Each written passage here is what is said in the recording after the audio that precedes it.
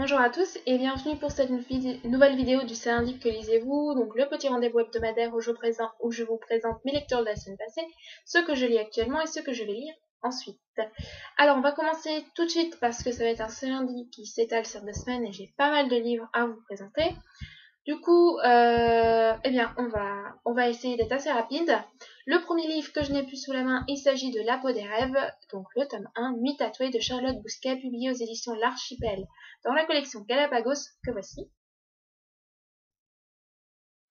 Alors, juste avant de partir en vacances, j'avais lu une chronique assez mitigée de ce roman. Du coup, je l'ai un petit peu appréhendé parce que, voilà, suite à cette lecture, suite à cette chronique, pardon, et j'ai été au contraire vachement surprise. Donc on va suivre deux personnages parallèlement. On va suivre Lona, qu'on va apercevoir 3 fois, 3 interludes dans le roman. Donc Lona, c'est une gypsy, c'est-à-dire que c'est une gitane qui a la particularité que quand on lui raconte une histoire, pardon, et bien l'histoire se grave sur sa peau en une forme de tatouage. Et donc, elle peut re-raconter ses histoires et le tatouage va s'animer, il va illustrer. Enfin, c'est comme ça que je me suis imaginé. Et Lona va être enlevée contre rançon parce qu'elle s'est fait passer pour quelqu'un d'autre et elle va raconter donc une histoire au clan qui l'a enlevé. Voilà, pour être assez bref. Et elle va raconter l'histoire de Cléo qui vit dans un monde post-apocalyptique qui mélange à la fois du fantastique et de la dystopie. C'est un petit peu l'ambiance du roman. J'ai pas trop su cerner si c'était la dystopie du fantastique. Cléo, donc, qui est une humaine qui a assisté à l'assassinat de ses parents et qui a été recueillie par Marcus, donc le chef du clan dont j'ai oublié le nom. Et donc elle voue une haine féroce aux haches, une sorte d'humain avec des ailes, qui aurait commandité l'assassinat de ses parents, pardon. Sauf que tout ce qu'elle croyait va se retrouver bouleversé contre un combat contre une hache. Elle va se retrouver face à son propre miroir, enfin une sorte de jumelle. Et alors là, tout va être bouleversé. Elle va faire des recherches pour savoir si on ne cacherait pas un secret. Et en plus, elle a un tatouage en fait sur son poignet. Et personne n'a jamais voulu lui dire c'était quoi ce tatouage. Et sa soi-disant jumelle a le même tatouage. Donc voilà, pour être assez brève. Ce que j'ai pensé de ce roman, eh bien, ça a été un presque coup de cœur. Je sais pas trop, j'arrive pas à me l'expliquer. Je suis vraiment rentrée dans cette histoire et j'ai dévoré le livre. J'ai dû commencer vers 15h et il était fini le soir. En même temps, il est pas trop épais. Il fait entre 230 et 250 pages.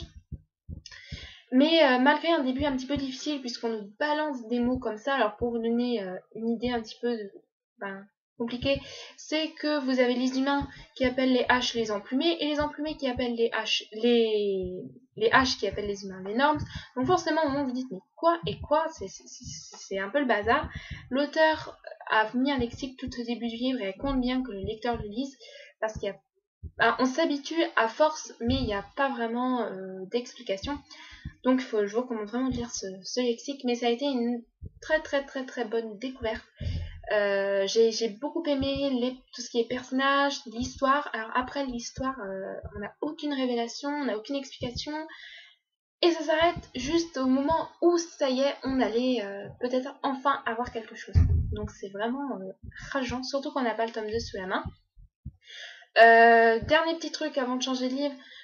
Ce livre est mis à partir de 13 ans. Alors là, je suis pas du tout d'accord. Il y a quand même 2 scènes dures. Il y a quelques scènes osées. Donc, j'aurais tendance à dire plus entre 15 ans parce que c'est pas de l'écriture. L'écriture elle est assez simple en elle-même. Mais voilà, il y a ces 2 scènes assez qui peuvent bouleverser. Moi, qui m'ont pas choqué, mais voilà, qui m'ont quand même saisi. Puis il y a quelques scènes osées. Donc voilà, pas non plus, même si c'est pas cru, c'est très suggéré. Voilà. Alors ensuite, j'ai lu le tome 3 de Rouge Rubis, Vert Émeraude de Kerstinger, publié aux éditions Milan dans la collection Macadam, que voici. Bon alors je vais pas vous reparler de cette saga, de cette trilogie, donc ça c'est le dernier tome de la trilogie. Je crois que je remercierai jamais assez Jess de m'avoir vraiment tenté avec cette trilogie. C'est vraiment une trilogie coup de cœur. J'ai tout adoré dans cette trilogie, même si certains ont trouvé le tome 2 un petit peu en dessous. Parce que c'est vrai qu'on n'a rien dans le tome 2. Mais voilà, le tome 3, c'est pas que un condensé de révélations, c'est de l'action, c'est des révélations, c'est des explications, c'est des rebondissements, c'est tout, c'est génial. Et alors, si vous ne connaissez pas encore la saga Rouge Ruby, bien, jetez-vous dessus, elle est géniale. Franchement, je vous la recommande, mais alors là, je crois que je sais pas quoi vous dire pour vous la recommander. Vraiment, vraiment, vraiment. Alors ensuite, j'ai lu le tome 1 de Francesca, empoisonneuse à la cour des Borgia de Sarah Poole, publié aux éditions My Edition. Donc, comme les deux romans précédents, ma chronique est à venir. C'est un thriller historique, enfin pas thriller vraiment, mais voilà, j'appelle ça comme ça. Donc on se trouve à Rome en 1492.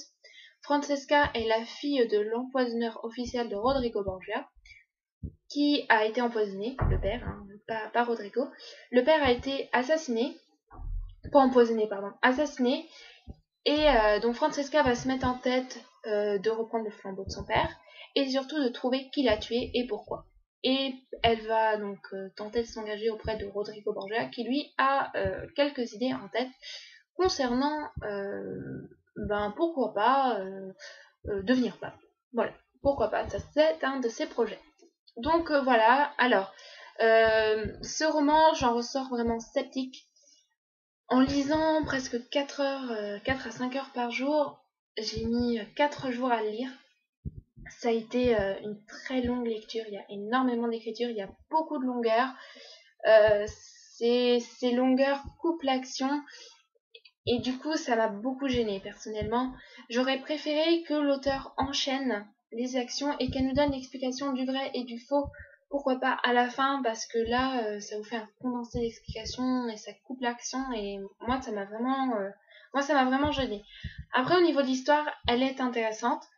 Il y a des personnages attachants auxquels je me suis que j'ai bien aimé, que j'ai appris à apprécier. Mais voilà, il y a ces longueurs qui plombent pas mal le récit, il faut quand même l'avouer. Ensuite, Opération Menhir de Jean Vigne, publié aux éditions Livre Édition. Alors c'est un livre que j'ai reçu via l'auteur. Comment dire que là aussi je ressors sceptique de ce roman, mais pas de la même manière que Francesca. En fait, j'ai envie de dire que l'auteur, en voulant trop en faire et trop bien faire, a pas mal fait, mais si on va dire ça comme ça, il a mal fait, même si c'est pas vraiment ce que je veux dire. J'ai trouvé que dans ce roman, donc en fait, on va suivre Amanda et Sylvie, qui sont l'ex-femme et la femme de Richard. Richard qui est mort et qui met au défi ces deux femmes de cohabiter ensemble pendant 1 an dans une maison à Vannes. Et parallèlement, vous avez une disparition de Menhir à Carnac. Alors, quel est le lien? Apparemment aucun. Et on a encore une autre histoire, donc une histoire qui se passe en l'an 11 après Jésus-Christ avec les Gaulois et des Romains. Voilà. Alors, l'auteur décrit ce roman comme étant du fantastique. Alors moi je trouve qu'il y a vraiment c'est pas un roman fantastique à proprement parler. La maison d'édition parle de suspense, alors là il n'y a pas du tout de suspense. Il y a de l'humour, il y a des amourettes. Il y a une histoire qui pourrait s'apparenter à de la chiclite, en fait, qui est vraiment prédominante. Et je crois que l'auteur aurait mieux fait de rester concentré sur ça parce que je trouve que le reste c'est en trop. Et le reste ne m'a pas convaincu. Par contre, cette histoire, j'ai trouvé qu'elle était restée beaucoup trop superficielle. J'aurais préféré que le roman ne porte que sur ça. Bon, après, c'est pas ce que voulait l'auteur, mais voilà, moi, c'est mon ressenti. Après, j'étais vraiment étonnée. C'est un roman très léger, avec beaucoup d'humour, et une écriture très fluide, et vraiment, je vous recommande de découvrir cet auteur. J'ai vraiment été très étonnée par le style d'écriture. C'est vraiment très plaisant. Donc voilà, la chronique est à venir, elle aussi. Ensuite, le tome 2 de Penelope Queen, donc l'affaire Blue Waters de Béatrice Bretet, publié aux éditions Casterman. Alors là, ma chronique est sur le blog, donc je vais faire rapidement un résumé. C'est de la bombe, c'est un coup de cœur. Voilà, résumé. Non, mais c'est vraiment Penelope Green, ça a été une super belle découverte avec le tome 1, qui avait été un presque coup de cœur, parce que j'ai découvert à la fin. C'est con, mais comme l'auteur avait écrit de telle sorte qu'il y a un bouquet final à la fin. J'avais découvert, donc forcément, j'ai pas eu l'effet de surprise escompté. Après l'affaire Blue Water, j'ai trouvé que c'était écrit différemment. C'est qu'on en apprenait au fur et à mesure et qu'on avait un schéma qui se dessinait. Et du coup, j'ai mieux apprécié. J'avais pas le temps de m'arrêter pour me poser des questions. J'étais dans le livre, je dévorais, j'en apprenais. Et il y a des rebondissements, il y a de l'action, il y a tout ce que vous voulez. C'est vraiment trop génial. Et puis, il y a une petite histoire d'amour qui est pour le moment pas réciproque. J'espère que ça va le devenir.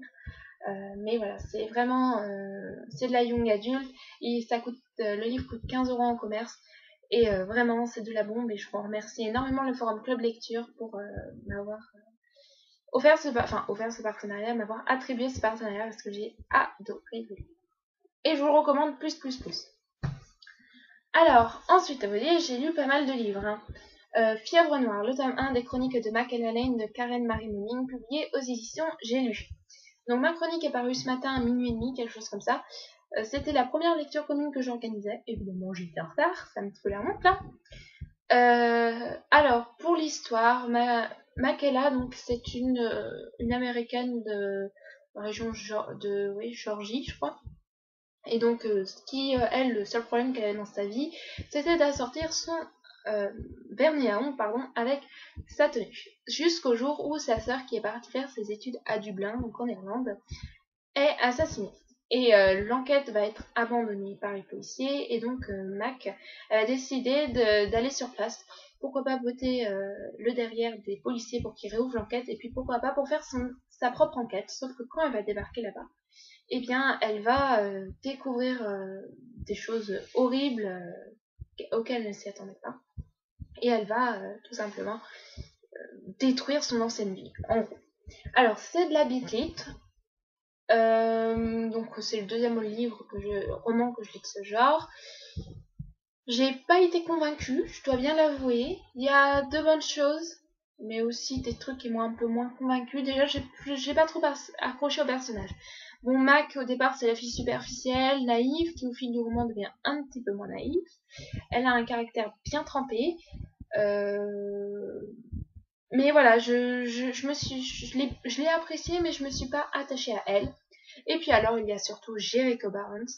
Alors lui, je l'ai détesté, c'est incroyable. Je l'ai trouvé macho, agaçant.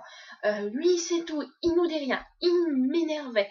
Il traitait Mac comme moins que rien, comme un objet féminin qu'il pouvait manipuler à sa guise. On sait rien sur Barnes. On sait pas s'il est méchant, c'est méchant, s'il est gentil, ou en gros on va dire ça comme ça, on sait pas de quel peuple il appartient, enfin on sait rien sur lui, et il m'énerve. Mais on assiste avec Mac à des scènes entre lui et elle assez pleines de réparties piquantes, parce que Mac a quand même de la répartie. Et du coup, bah voilà, c'est vrai que moi j'ai pas été convaincue, je vais quand même donner sa chance au tome 2, parce que l'histoire ne m'a pas déplu. Il y a quelques scènes assez osées qui m'ont il y a une ou deux scènes qui m'ont quand même plutôt mis mal à l'aise. Certains ça les a fait rire, moi je comprends pas, moi j'étais vraiment mal à l'aise. Pour ceux qui ont lu le livre, la scène du musée, où là j'étais assez mal à l'aise, j'avais vraiment pitié pour Mac. Voilà, après il y a des scènes sensuelles, il n'y a pas eu de scènes de sexe à proprement parler. Mais apparemment ça va venir. Mais voilà, donc après ce roman, j'en ressors pas avec une grande opinion, c'est pas totalement négatif, mais c'est loin d'être positif. Voilà, je retenterai ma chance avec le tome 2. Et je pense organiser une lecture commune, donc si ça vous tente, pourquoi pas. Alors ensuite avec les BD, alors là ça va être rapide. Il s'agit du tome 3 des pompiers, Le feu de l'amour, et du tome 10, Lance à incident. Donc de Cazeneuve et Stédo, publié aux éditions Bambou. Bon alors les pompiers, si vous connaissez pas, bah écoutez, c'est des BD humoristiques, c'est marrant, c'est frais, c'est bien pour l'été. Et ceux qui sont pas trop BD, bah je pense que vous conviendront, parce que moi je suis pas trop BD et j'aime bien, c'est sympa. Voilà. pour être brève. Alors, ensuite, je suis en train de lire 2 livres en même temps. Le premier, il s'agit de Abandon de Meg Cabot, publié aux éditions Hachette dans la collection Blackpool. Alors, apparemment, c'est un tome 1. Pour le moment, j'ai lu 70 pages à peu près. Donc, voilà. Et je suis pas totalement convaincue par le début.